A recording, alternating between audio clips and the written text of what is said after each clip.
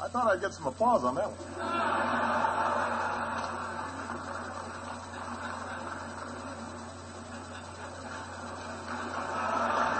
As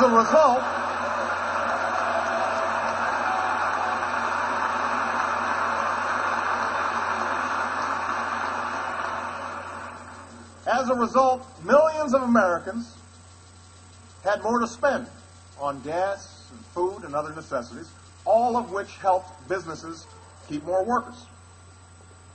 And we haven't raised income taxes by a single dime on a single person. Not a single dime.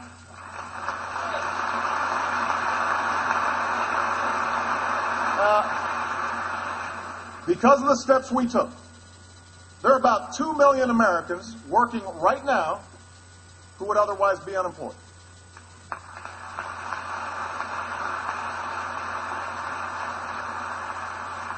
$200,000 work in construction and clean energy. 300,000 are teachers and other education workers. Tens of thousands are cops, firefighters, correctional officers, first responders. And we're on track to add another 1.5 million jobs to this total by the end of the year. The plan that has made all of this possible, from the tax cuts to the jobs, is the Recovery Act. That's right. The Recovery Act, also known as the stimulus bill.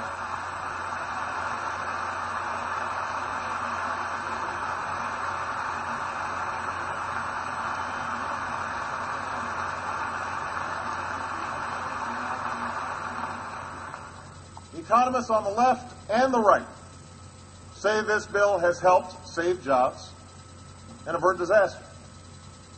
But you don't have to take their word for it. Talk to the small business in Phoenix that will triple its workforce because of the Recovery Act. Talk to the window manufacturer in Philadelphia who said he used to be skeptical about the Recovery Act until he had to add 2 more work shifts just because of the business it created. Talk to the single teacher raising 2 kids who was told by her principal in the last week of school that because of the Recovery Act, she wouldn't be laid off after all. There are stories like this all across America. And after 2 years of recession, the economy is growing again. Retirement funds have started to gain back some of their value. Businesses are beginning to invest again. And slowly, some are starting to hire again. But I realize that for every success story, there are other stories of men and women who wake up with the anguish of not knowing where their next paycheck will come from, who send out resumes week after week and hear nothing in response.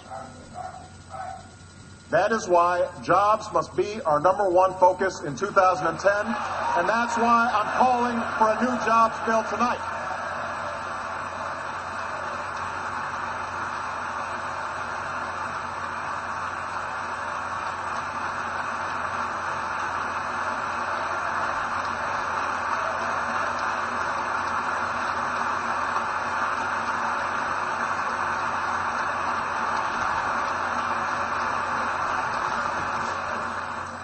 Now, the true engine of job creation in this country will always be America's businesses.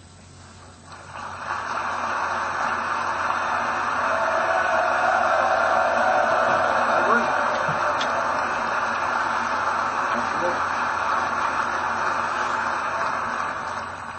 But government can create the conditions necessary for businesses to expand and hire more workers.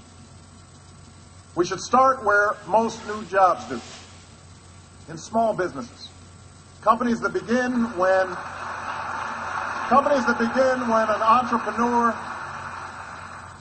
entrepreneur takes a chance on a dream, or a worker decides it's time she became her own boss. Through sheer grit and determination, these companies have weathered the recession and they're ready to grow.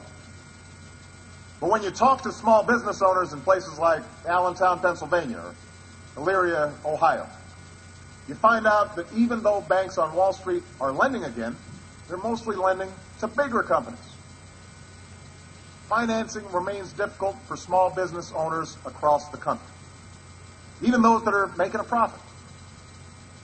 So tonight, I'm proposing that we take $30 billion of the money Wall Street banks have repaid and use it to help community banks give small businesses the credit they need to stay afloat.